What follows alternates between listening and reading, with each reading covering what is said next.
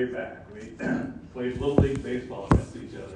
Wow. We went to the same high school, same class. Then after Farley, we both went to Loras College, stayed in the same dorm for a while. After college, we both became teachers at Western Dubuque. Lights on. And then later we worked at University of Dubuque. And a lot of kids don't know this, but Dick used to copy my algebra papers.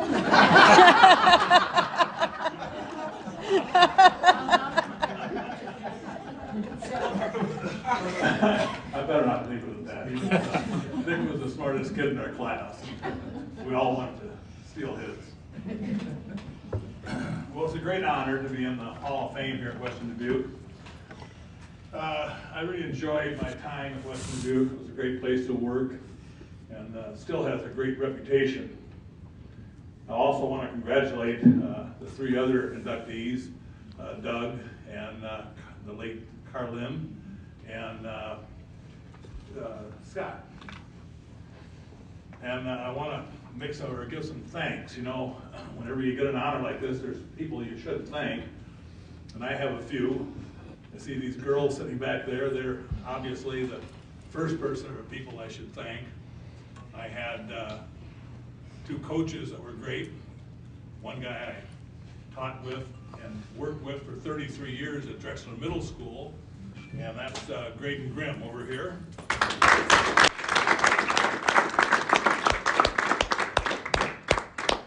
And then Ron Lehman coached with me for quite a while.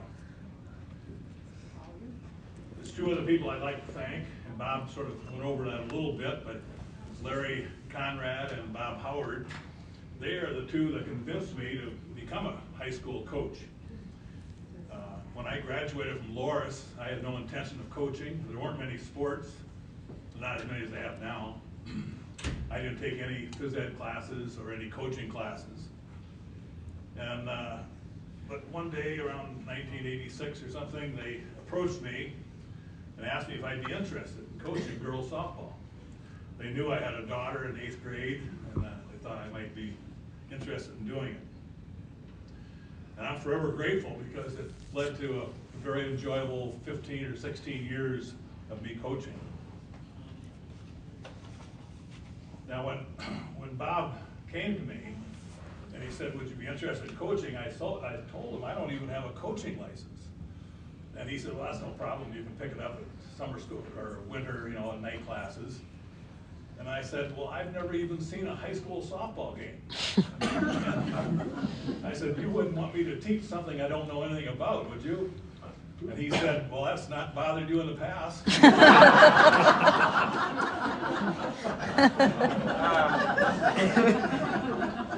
But I once heard a wise man say that if you ever ask a business person or a wealthy person how he got rich, and they don't use the word luck or fortune or lucky in their explanation, you haven't heard the whole story. And I was certainly fortunate. I had a lot of good luck. First luck I had signed my contract in the fall. And in those days, like Bob said, they used to have a state summer tournament for girls and a fall tournament. And just after I was hired, I read the paper that the fall tournament had been delayed by weather, and they were going to schedule it for the next weekend. So I went to Urbandale, and we watched our first high school softball game. Took my video camera, and we talked to a lot of coaches, and I got a lot of help. The next bit of luck I had was teaching in the middle school. Middle school, I could identify 5th, 6th, 7th, 8th grade kids that were interested in softball and in general, and pitching in particular. And there were 4 8th grade kids that joined the program and stayed with it all throughout high school. And they were Michelle Gall and Carlin Kiter and my daughter Lisa and Pam Wood. And Pam was interested in pitching. And she was a good athlete, she was willing to work, and she had a lot of desire. So we practiced, not during basketball season, but after basketball we practiced at night during the school. And she'd go home, practice at home. She threw a towel would wrap the towel in like a softball shape. And one day she came back to school and she said, "Mr. Till, I broke a window." So I knew she was making progress.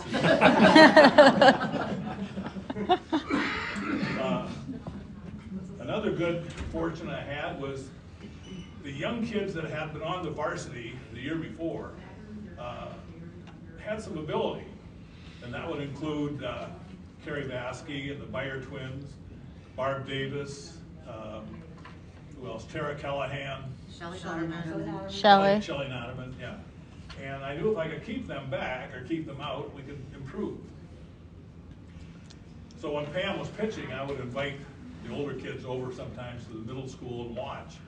And they were impressed with how she threw. And I think those older kids realized that if we could have a pitcher that would be a windmill pitcher and could pitch like other teams, that would be a lot of fun playing.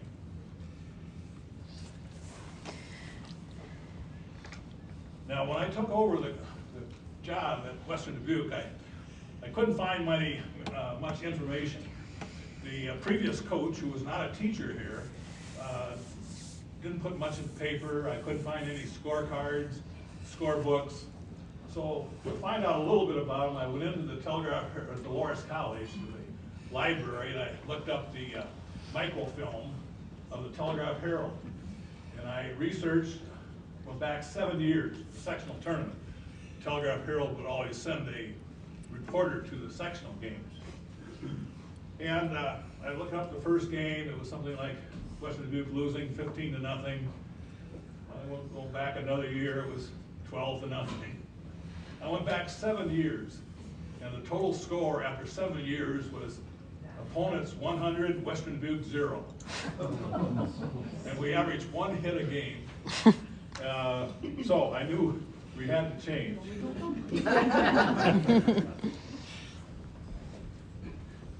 We got better.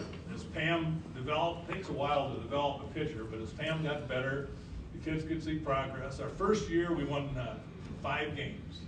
The next year we won 21, and then 33, and we got better from then on. The best year we had, I think, was 43 victories, and at one time in Big Bend we went 14-1 over a 3-year period. I did have one.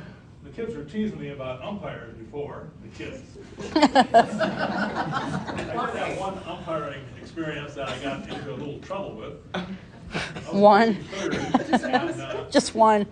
Somebody hit a foul ball back to the screen, and it bounced toward me. And I went in and picked it up and walked towards the home plate umpire, who was an old guy. And I got close to him, and I flipped him the ball, and he fumbled it and dropped it. And then he looked at me and he said, "You know, I can't see a thing out of this mask." I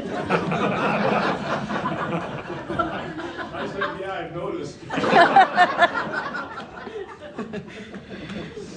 But coaching softball was a lot of fun. I worked with some great kids and people. Even a couple of administrators were fine.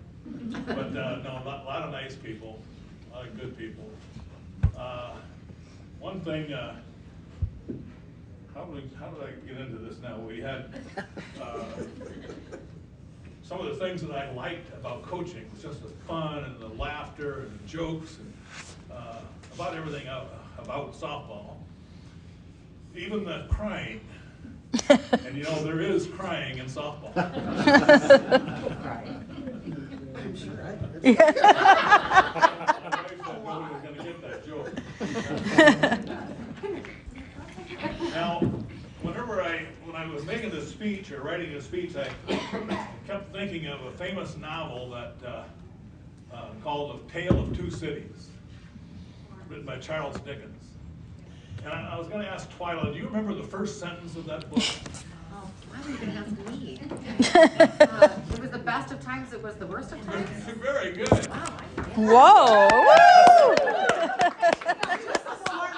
She was the smart one on the team. Times it was the worst of times. And that's what softball coaching was for me. It was great. Just every day, the enjoyment of coaching and being around these kids. And I never considered it a job. And the worst of times also, and that's the sad thing. About 20 years after I finished coaching, been out of Western Dubuque for 10 years, and I think Twyla called me and said that Carlin Kiter was terribly sick, and that was the first I heard of it. And Twyla said she thinks that she thought Carlin might enjoy a letter, so I wrote her a letter. Hardest one I've ever written in my life. Didn't know what to say. Carlin was always such a, she was just a, well, she played with a flair. Everything she did was exciting and fun and funny and smart. But, you know, I hadn't seen her in maybe 20 years. When she graduated from Western Dubuque, she went to Winona State, and I did go to University of Dubuque to watch her play. I think that's the last time I ever saw her. But to me, that was the sad time of coaching. Carlin was a good player.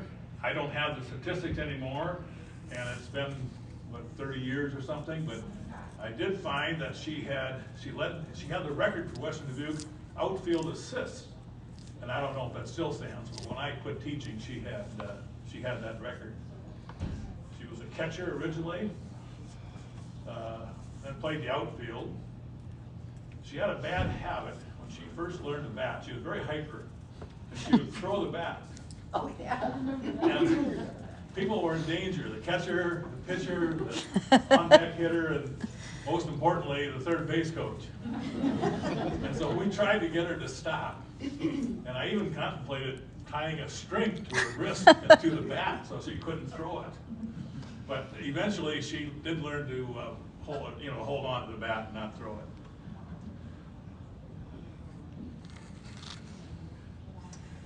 And so anyway, she was a great player. I think she was first or second team all conference all 4 years that she played when we had a conference.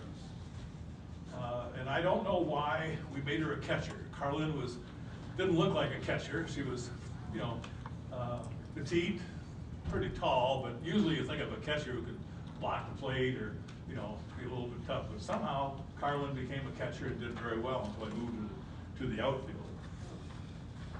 Now I got a text from Carrie Baskey, and she wrote a text about Carlin.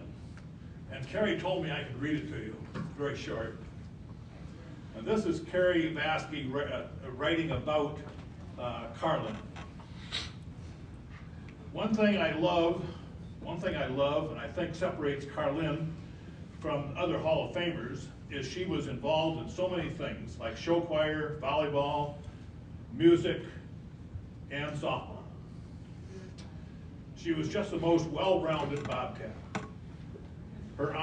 This honor focuses mostly on athletics, but man, she did it all to the highest degree. Sports and fine arts. So that's what she and a lot of the kids thought of Carlin. Okay, thank you.